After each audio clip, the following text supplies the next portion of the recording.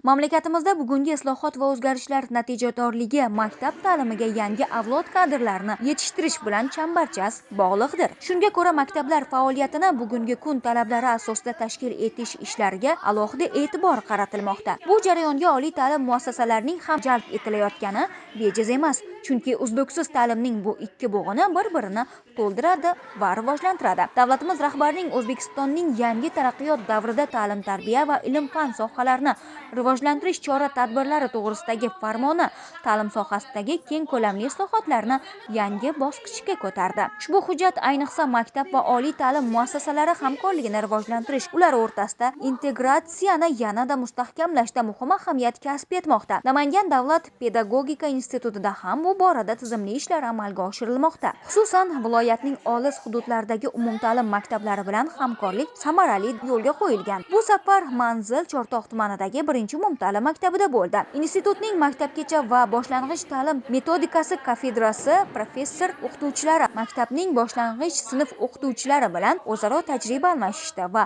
darslarda turli interfaol usullardan foydalanishni keng joriy etishga e'tibor qaratish zarurligi mahorat darslarida ko'rsatib berildi. 2022-yili 21-iyunda qabul qilingan 289-sonli qarorda belgilangan pedagogika sohasiga umumta'lim maktab o'quvchilarini qiziqtirish, yo'naltirish maqsadida bugun biz Chortoq tumanidagi birinchi umumta'lim maktabiga tashrif buyurdik.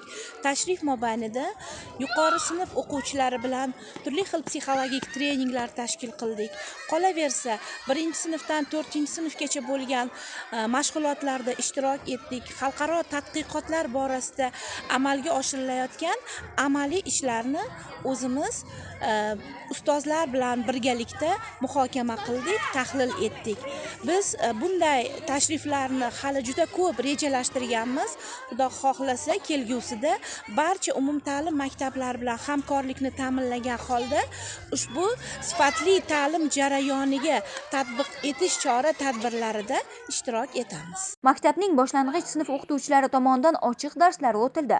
Shuningdek, professor o'qituvchilar tomonidan yuqori sinf o'quvchilariga psixologik treninglar, intellektual bilimlarni rivojlantirishga qaratilgan o'yinlar tashkil etildi. Maktablar bilan hamkorlikni yanada samarali tashkil etish va ularni rivojlanishiga hissa qo'shish institutimizning ustuvor vazifalaridan biri sifatida belgilandi, deydi psixologiya fanlari bo'yicha falsafa doktori, dotsent Dilafruz Arifbayeva. Oliy ta'lim muassasasi va maktablar o'rtasida yo'lga qo'yilgan bunday hamkorlik esa yaqin kelajakda o'z mevasini berishi shubhasiz.